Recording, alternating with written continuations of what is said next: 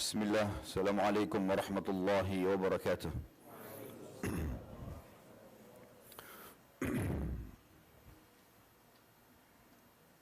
Allahu Akbar, Allahu Akbar. Allahu Akbar, Allahu Akbar. Allahu Akbar,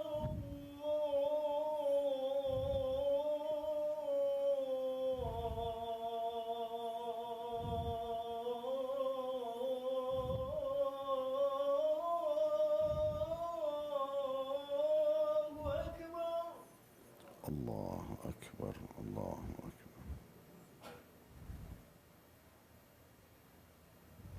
أشهد أن لا إله إلا الله.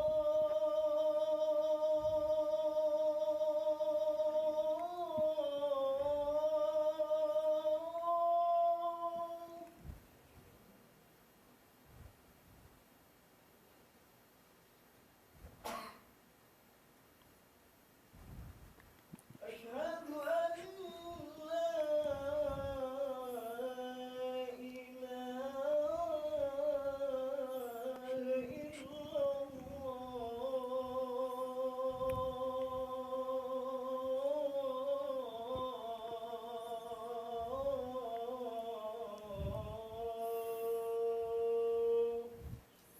أشهد أن لا إله إلا الله وأنا أشهد أن لا شريك له. أشهد أن محمدا رسول الله.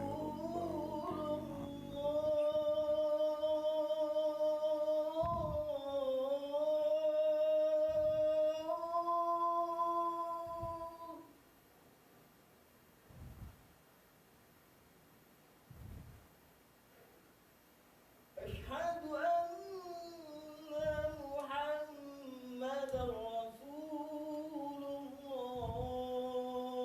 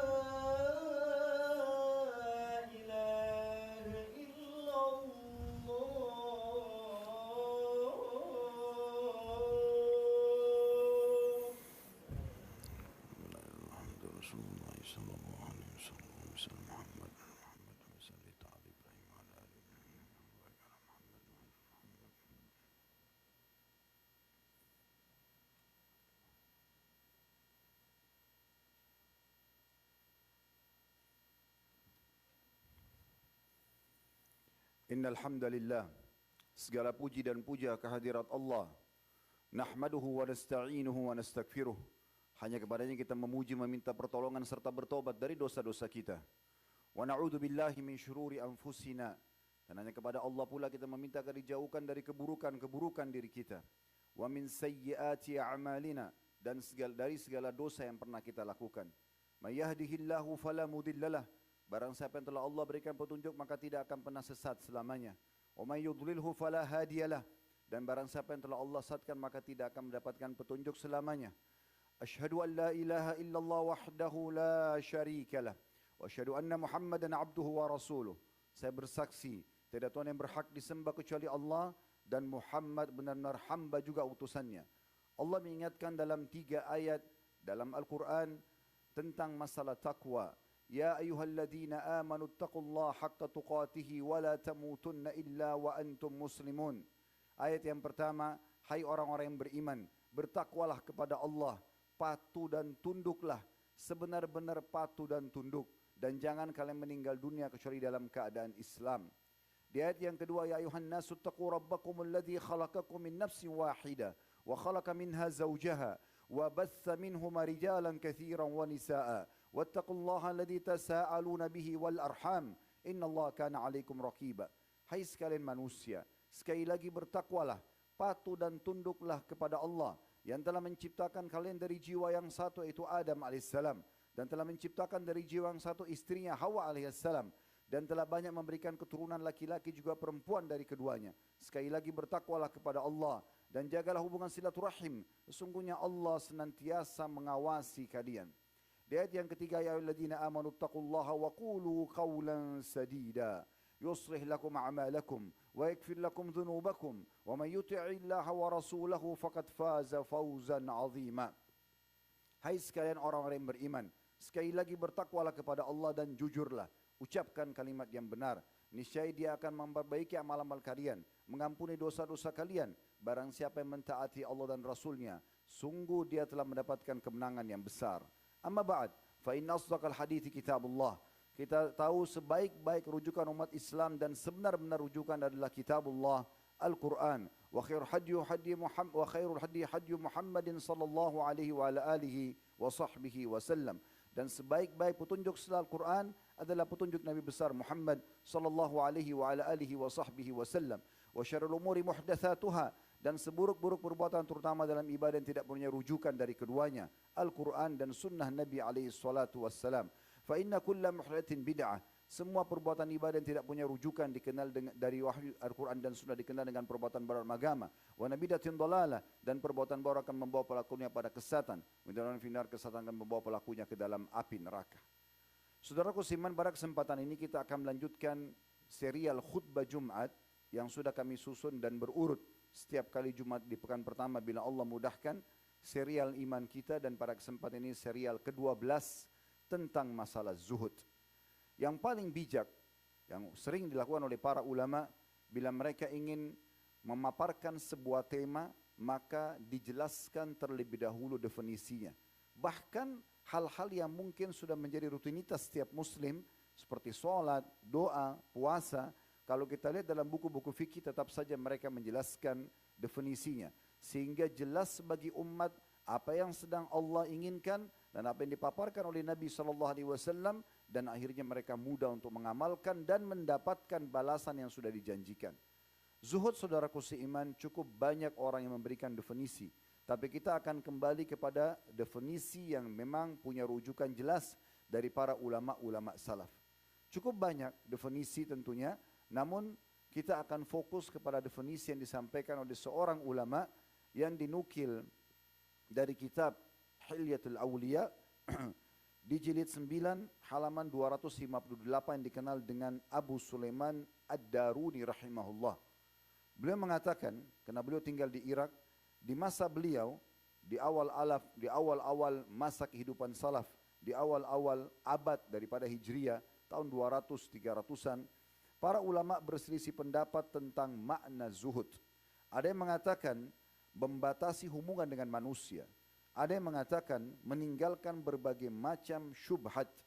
Dan ada pula yang mengatakan meninggalkan rasa kenyang. Namun menurut saya, kata beliau, zuhud adalah fi tarki anna zuhda fi tarki ma yushgiluka anillah atau minallah. Zuhud adalah meninggalkan apapun yang membuatmu menjauh dari mengingat Allah Subhanahu wa taala. Jadi, kalau kita lihat pengerucutan dari makna definisi beliau adalah apa saja yang bisa membuat kita meninggalkan zikrullah atau dekat dengan Allah, baik itu dari hal-hal yang haram ataupun yang makruh, bahkan sampai pada hal yang mubah. Kalau sampai menyibukkan dari kewajiban-kewajiban dasar, maka secara otomatis berarti dia adalah zuhud. Jadi kalau seseorang sekali lagi tidak tersibukkan dengan urusan-urusan yang meninggalkan atau menjauhkan dia dari Allah, berarti orang itu bisa dikatakan zuhud. Ada satu definisi yang tersebar di tengah masyarakat, bahkan disayangkan seringkali diaplikasikan dalam kehidupan dan juga dikumandangkan oleh sebagian mubalik, yaitu zuhud, meninggalkan dunia secara totalitas untuk akhirat. Sehingga kita temukan orang-orang seperti ini, mereka akan pakai baju yang compang-camping, kumuh misalnya, tidak menjaga penampilannya, tidak perlu punya pekerjaan, prestasi dunia, tidak perlu menjaga apapun yang berhubungan dengan masalah nikmat-nikmat dunia ini, maka akhirnya mereka menyalahfahami tentang masalah zuhud. Kalau begitu, untuk apa kita hidup di dunia ini? Kalau memang dunia ini bukan untuk dinikmati, maka untuk apa kita hidup di sini? Namun kita perlu pertegas poin ini agar bisa difahami sesuai dengan ilmu yang benar. Saudaraku seiman, kita kembali dulu dan sepakati dasar awal kita diciptakan di sini. Adanya saya dan anda semua di muka bumi ini Allah jelaskan dalam surah Az-Zariyat, surah nomor 51 ayat 56, "Wa ma khalaqtul jinna wal insa illa liya'budun." Kata Allah Subhanahu wa taala, aku tidak ciptakan jin dan manusia, ya, termasuk melewati kehidupan dunia ini kecuali untuk menyembah kepadaku. Maksudnya, di dunia ini kita kalau digunakan dunia untuk menyembah Allah Subhanahu wa taala, menjalankan perintah-perintah Allah Subhanahu wa taala, menjauhi larang-larangannya, maka berarti sesuai dengan tujuan. Dan orang seperti ini dikatakan orang yang zuhud. Jadi penting sekali untuk digarisbawahi. Dan jangan sampai kita salah faham. Kalau dunia itu justru digunakan untuk bermaksiat kepada Allah Subhanahu wa taala, maka orang seperti ini yang akan celaka di dunia dan celaka di akhirat, dan tentu sangat jauh dari makna ataupun kata-kata zuhud itu sendiri. Saudaraku seiman, Allah Subhanahu wa taala tidak melarang seorang muslim untuk menikmati dunianya. Kita bahkan dianjurkan untuk menggunakan pakaian yang bagus.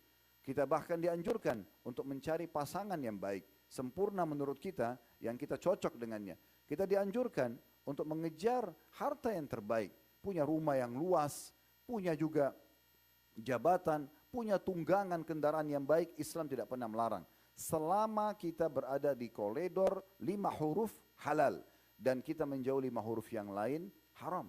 Dan ini sangat dasar. Bagaimana Nabi SAW menyebutkan di dalam salah satu hadis beliau diriwayatkan oleh Ibnu Hibban, arba'un minas sa'adah. Ada 4 hal termasuk sumber kebahagiaan, maksudnya di dunia kita ini. Maka beliau menyebutkan 4 hal itu, al-mar'atus salihah, istri yang salihah, pasangan yang baik dan sempurna secara agama, pandangan agama, dan itu cocok buat kita. Dan yang kedua beliau mengatakan wal maskanul wasi', dan tempat tinggal yang luas. Di mana itu? Di dunia. Kalau di surga tidak dibahas lagi, karena surga luasnya seluas langit dan bumi. Tapi di dunia seorang muslim dianjurkan dalam hadis ini untuk memiliki rumah yang luas sesuai dengan kemampuan dia. Kemudian beliau mengatakan yang ketiga, wal jarul hasan, tetangga-tetangga yang baik, tetangga-tetangga yang sempurna. Misal tetangga yang memang jauh dari hal-hal yang buruk, orang-orang yang berpendidikan, orang-orang yang berkualitas secara kinerjanya, secara keimanan, penampilannya, semua kita dianjurkan bertetangga dengan orang-orang seperti ini. Dan yang terakhir beliau mengatakan wal markabul hani, dan tunggangan yang nyaman. Semua ini berhubungan dengan dunia.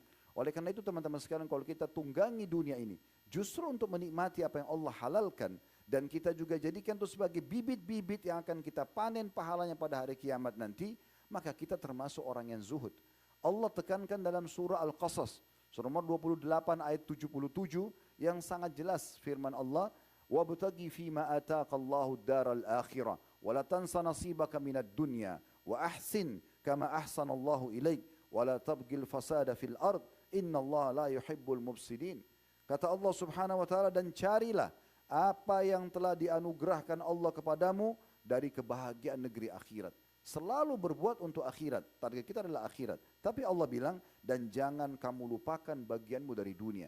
Maksudnya, untuk meraih yang terbaik di akhirat, kejar yang terbaik di dunia. Dan apa yang Allah janjikan dari nikmat di surga nanti, miniaturnya ada di dunia. Seperti makanan yang enak, pakaian yang nyaman, pasangan hidup atau biologis yang halal, pekerjaan dan nama yang baik, itu semua adalah miniatur yang akan kita dapatkan di surga, walaupun di surga jauh lebih baik tentunya. Kemudian Allah mengatakan, dan berbuat baiklah kepada orang yang telah berbuat baik kepadamu sebagaimana, atau berbuat baiklah kepada orang lain sebagaimana Allah telah berbuat baik kepadamu, dan jangan kamu membuat kerusakan di muka bumi, sesungguhnya Allah tidak menyukai orang-orang yang berbuat kerusakan. Dan kita tahu doa yang paling masyhur pada saat jemaah haji lagi berkumpul, puncaknya di Arafah, ditekankan agar selalu mengulangi doa ini. Dan kita pun dianjurkan sebagai seorang muslim mengulang-ulanginya. Bahkan doa yang paling sering Nabi SAW ulangi adalah Rabbana atina fid dunya hasanah. Berikanlah kami semua yang terbaik di dunia. Lalu wafil akhirati hasanah. Dan yang terbaik nanti di akhirat. Maksudnya semoga kami di dunia menikmati yang kau halali ya Allah, yang kau halalkan. Dan kami juga menikmati dunia ini dengan penampilan yang baik, dengan pendapatan yang baik, dengan segala macam hal yang memang bisa membawa kebahagiaan seseorang di dunia selama dia halal. Dan itu nanti akan membawa kami mendapatkan yang terbaik di akhirat sana. Wa qina adzabannar, dan selamatkan kami dari api neraka bila ada yang salah dari pola hidup kami selama di dunia. Wa adkhilnal jannata ma'al abrar, dan masukkan kami ke dalam surga bersama orang-orang yang patuh. Maka doa ini sangat masyhur, diulang-ulangi dan dianjurkan untuk dibaca. Dan di sini ada penggabungan tentang masalah dunia dan juga akhirat. Ali bin Abi Thalib radhiyallahu anhu pernah memberikan nasihat kepada seseorang yang mencela dunia, tapi dia tidak faham bagaimana sebenarnya menjelaskannya. Cukup banyak hadis-hadis Nabi SAW yang mencela dunia, tanda kutip di sini. Celahnya di sini maksudnya adalah agar seorang muslim jangan menjadikan dunia sebagai target, sehingga akhirat dia lupakan.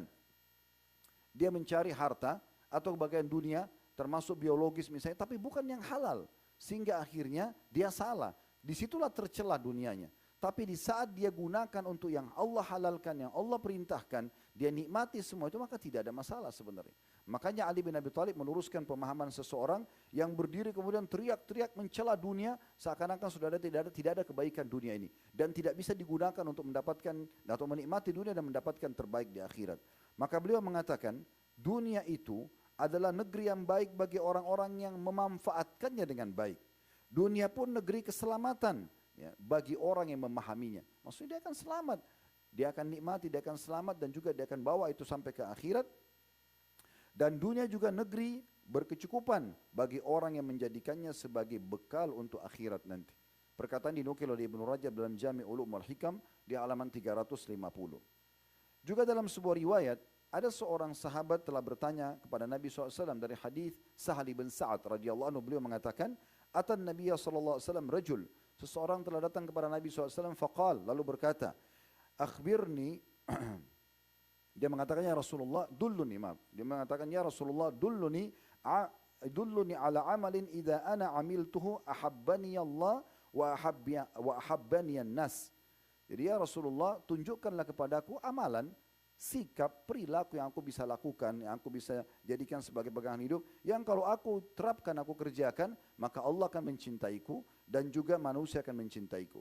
Maka faqala Rasulullah sallallahu alaihi wasallam, Nabi SAW bersabda, uzhud fid dunya yuhibbukallah, wazhad fima fi aidin nas yuhibbunak atau yuhibbuk. Hadis riwayat Ibnu Majah dengan sanad hasan. Maksudnya adalah, atau terjemahannya, zuhudlah kamu di dunia, maka Allah akan cintai kamu. Maksudnya adalah bagaimana kamu menjadikan dunia untuk ajang engkau nikmatin, tapi untuk dibawa ke akhirat. Yang halal, yang diperintahkan silahkan. Boleh nikmatin pakaian bagus, biologis tapi yang halal, pendapatan yang bagus, jabatan, titel akademik, dan segala macam lah. Yang bisa dikejar di dunia, yang bisa mengharumkan nama, itu boleh selama tidak melanggar hukum agama. Dan akhirnya itu nanti engkau akan bawa ke akhirat. Allah mencintai orang seperti ini ya. Kemudian juga zuhudlah terhadap apa yang di tangan manusia. Maksudnya apa yang sudah menjadi hak manusia Jangan lagi kamu berharap untuk bisa mendapatkannya, maka mereka pasti akan mencintaimu. Dalil-dalil penguat tentang masalah adanya penggabungan dunia dan akhirat ini, dan supaya lebih jelas tentang pemahaman zuhud di sini, mengerucut kepada memang dua-dua ini adalah dua tempat yang harus kita lalui. Tetapi bukan kita tinggalkan salah satunya, tapi bagaimana kita kolaborasikan antara dunia dan akhirat ini. Sekali lagi, selama dunia kita tunggangi untuk mendapatkan terbaik di akhirat sana, dengan menikmati fasilitas yang telah Allah siapkan, maka kita termasuk orang-orang yang zuhud. Kenapa saya terlalu banyak menekankan poin ini dan hampir seluruh khutbah isinya ini? Karena cukup banyak saya temukan di lapangan. Ya, kaum muslimin yang tidak peduli dengan pakaiannya sehingga kumuh, tidak peduli dengan penampilannya sehingga terlihat kotor. Apalagi kalau dia termasuk orang yang sering ke masjid, orang yang sering berpuasa, orang bahkan yang sering beribadah kepada Allah Subhanahu wa taala. Kita temukan mereka tidak ada pekerjaannya pengangguran, tidak mau berusaha misalnya, kecuali sudah berusaha dan belum datang waktunya. Kemudian juga tidak mau sekolah misalnya mengejar sebuah atau titel akademik yang mungkin dia bisa kejar. Tidak ingin meningkatkan pendapatan dia. Dia fokus di situ, pada dia tidak ingin. Dia bisa dapatkan prestasi lebih tinggi. Mungkin misal di perusahaannya dengan bekerja lebih giat sehingga dia bisa dapatkan bonus. Dia tidak ingin. Dia akan vakum. Kenapa? Begini saja. Ya, tidak perlu menikmati dunia misalnya. Nah ini pemahaman yang keliru. Ini sering kali ditegur. Saya pernah dapatkan sebuah riwayat, ada seorang sahabat di hadapan Nabi SAW di masjid, ya, itu berantakan sekali penampilannya. Maka Nabi SAW pertanyaan pertama beliau, apa kau punya harta? Orang itu bilang, ada ya Rasulullah. Kata Nabi SAW, apa hartamu? Saya punya unta, saya punya domba, saya punya kuda. Di masa itu orang kalau punya 3 jenis hewan, ini orang kaya.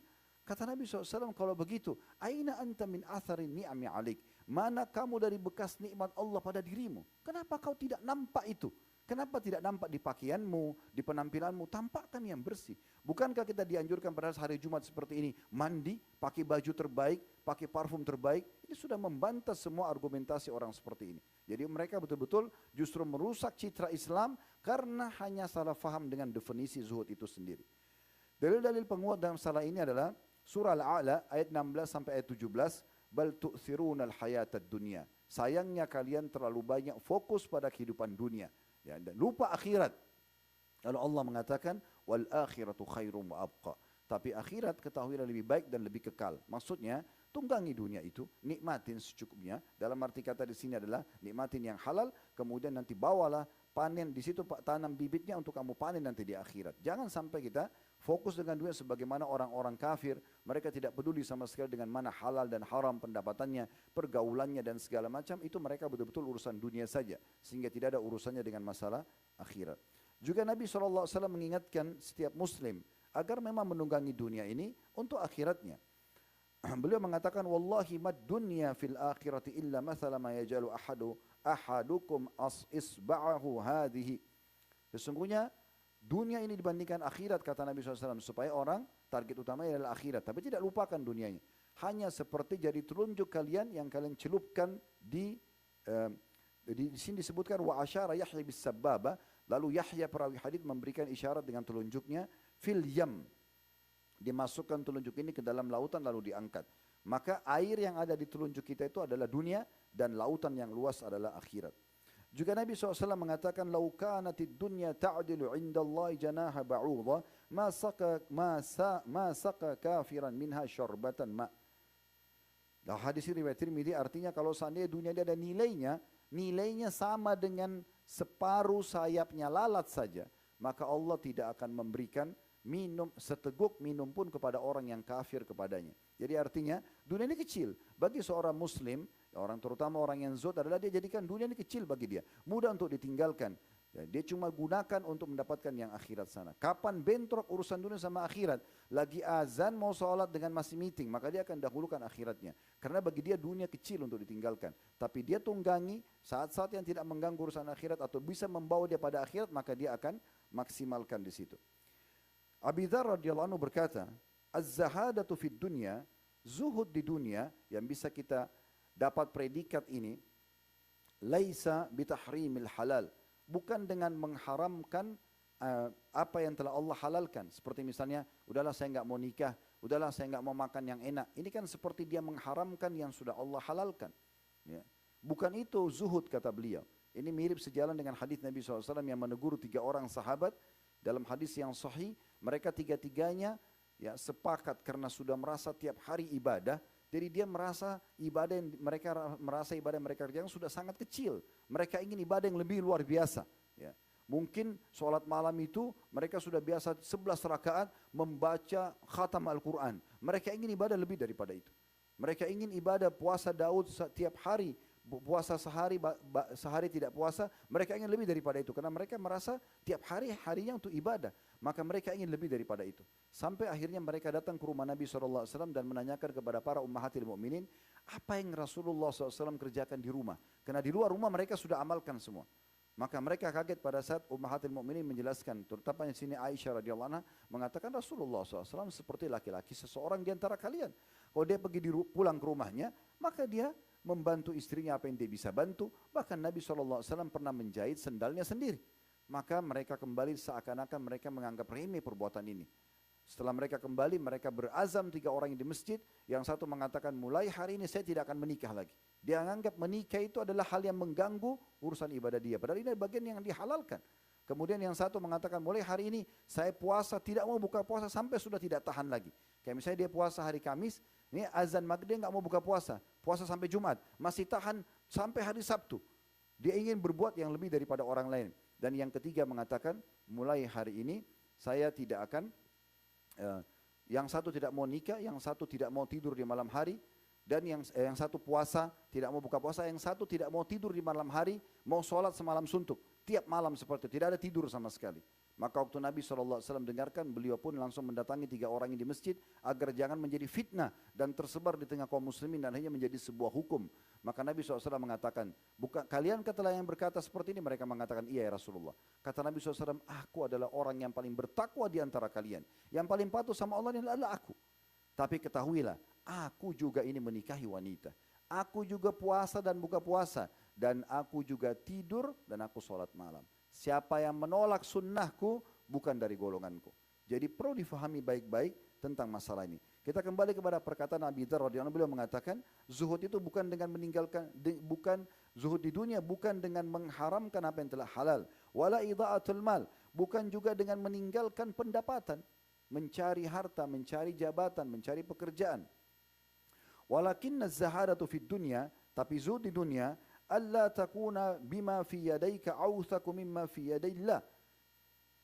Yaitu zuhud di dunia, engkau tidak menjadikan ya, apa yang ada di tanganmu lebih kau yakini daripada apa yang di tangan Allah Subhanahu wa taala. Maksudnya engkau harus lebih yakin kalau ada sesuatu yang kau inginkan, misalnya dari pendapatan, dari pergaulan, dari apalah ya, engkau inginkan, tapi itu buruk di sisi Allah, maka jangan engkau melanggar itu, ya, meyakini itu lebih baik, sementara di sisi Allah lebih baik. Jadi orang zuhud adalah dia yakin, kalau ini haram, pasti Allah punya kebaikan dalam melarangnya, maka dia tinggalkan karena Allah Subhanahu wa taala. Kemudian beliau mengatakan, wa an takuna fi thawabil musibati idza anta usibta biha argaba fiha law annaha ubkiyat lak. Artinya, dan bila engkau ditimpa musibah, engkau lebih berharap balasan pahala dari musibah tersebut daripada kembalinya apa yang luput dan kembalinya dunia itu lagi kepadamu. Disebutkan dalam Jami' Ulumul Hikam oleh Ibnu Rajab ya, di halaman 749. Dan juga riwayat ini dinukil oleh At-Tirmidzi dalam Sunan beliau. Yunus bin Maisarah rahimahullah berkata, zuhud sama, ini juga tambahan-tambahan informasi tentang zuhud. Dia mengatakan zuhud itu, kalau orang dikatakan zuhud di dunia, adalah orang yang sama pujian dan celaan ketika engkau berada di atas kebenaran. Selama kita benar, dipuji atau dicela sama saja. Dia tidak akan peduli. Nah, seperti misalnya di masa Anda sekarang lagi dikenal oleh orang misalnya. Ada saja ujian yang datang. Ada saja orang pro dan kontra, itu biasa. Nah, orang yang zuhud, dia tidak peduli dengan celaan orang. Dia juga tidak peduli dengan pujian orang. Dia tetap menjaga kebenaran, apa yang dia lakukan karena itu di atas kebenaran. Ini disebutkan juga oleh Ibnu Rajab, sama di bukunya Jami' Ulum wal Hikam di halaman 397. Zuhud ini saudaraku seiman adalah amalan hati. Ya. Seperti sama dengan ikhlas, sama dengan tawakal, dia adalah amalan hati. Oleh karena itu Abu Sulaiman rahimahullah berkata, janganlah engkau mempersaksikan siapapun dengan zuhud, Karena zuhud adalah amalan hati. Artinya tidak semua orang bisa tahu, oh ini orang zuhud. Jangan hanya kena dari penampilannya. Tidak bisa. Zuhud seperti ikhlas. Kita tidak tahu orang itu ikhlas atau tidak. Sebagaimana kita juga tidak tahu orang ini zuhud atau tidak. Intinya zuhud ini amalan pribadi. Dia bagaimana antara dia sama Tuhannya menjaga. Dia mendahulukan akhirat dari dunianya. Dia tunggangi dunianya untuk mendapatkan yang terbaik di akhirat sana. Kita tutup teman-teman sekalian dengan pernyataan-pernyataan salaf yang luar biasa berhubungan dengan masalah zuhud ini. Di antaranya Abu Hazim rahimahullah, beliau berkata saat ditanya apa saja hartamu, dia mengatakan aku memiliki dua harta yang paling berharga untukku, yang membuatku tidak pernah merasa khawatir sedikit pun. Yang pertama, rasa yakinku kepada Allah. Ada Allah dan Allah selalu ada bersama dengan orang-orang beriman. Dan yang kedua, aku tidak pernah berharap apa yang ada di tangan manusia. Maka orang bertanya padanya, murid-muridnya di sekitarnya bertanya, apakah anda tidak takut miskin? Maka ia mengatakan, bagaimana aku takut miskin? Sedangkan penjaminku adalah Allah, pemilik segala apa yang ada di langit dan di bumi, bahkan yang ada di gundukan tanah-tanah.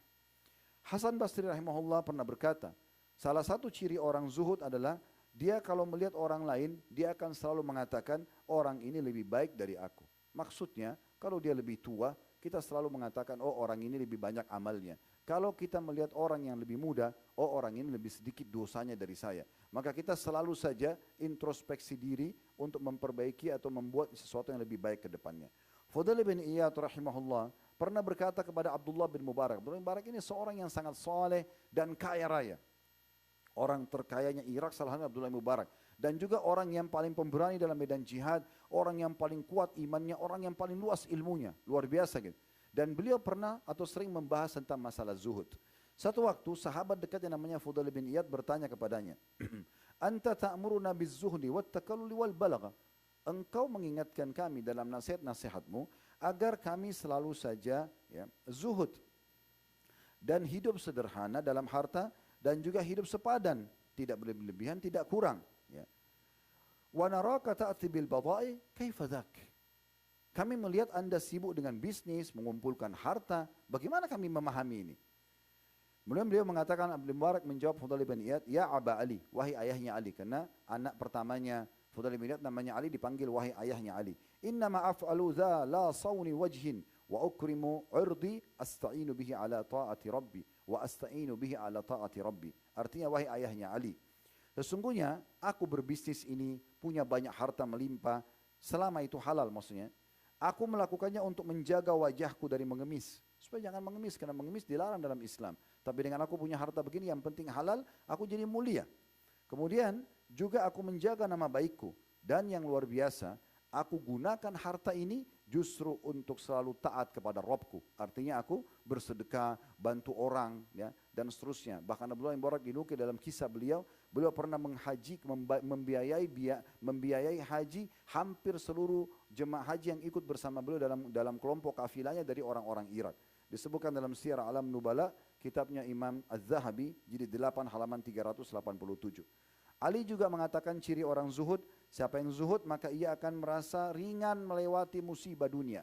Bagi dia kecil, karena bagi dia musibah yang datang atau ujian itu adalah ajang pahala yang dipanen di akhirat. Orang kalau sudah punya perasaan ini berarti dia punya sifat kezuhudan. Abdullah bin Mas'ud juga mengatakan salah satu ciri orang yang zuhud adalah membuat orang selalu yakin dalam hatinya, ia tidak mencari ridho manusia dan yang bisa mendatangkan murka Allah. Kapan kita punya sifat itu juga atau perasaan itu, misalnya kita tidak akan pernah demi untuk ridho manusia yang walaupun itu membuat Allah marah, tidak masalah. Ini kalau ini ada, maksudnya kita ini hanya mau ridho Allah SWT. Walaupun manusia benci, selama Allah ridho kita kerjakan. Dan kita tidak balik. Jangan sampai justru untuk ridho manusia kita mendatangkan murka Allah Subhanahu wa taala. Ibnul Jala'ah berkata, zuhud memandang dunia fana dan kecil di matamu, sehingga dunia sangat mudah untuk ditinggalkan demi untuk akhirat. Begitu juga Imam Ahmad rahimahullah ini menitik beratkan dan penjelaskan kepada kita tentang pertanyaan seseorang yang berkata begini, wahai Imam, apakah orang yang memiliki 1000 dinar emas bisa dikatakan sebagai orang yang zuhud? 1000 dinar ini kalau kita kurskan sekarang 2,5 miliar. Kalau orang punya uang 2,5 miliar, ya ini pertanyaan seseorang kepada Imam Ahmad, apakah bisa dikatakan dia zuhud?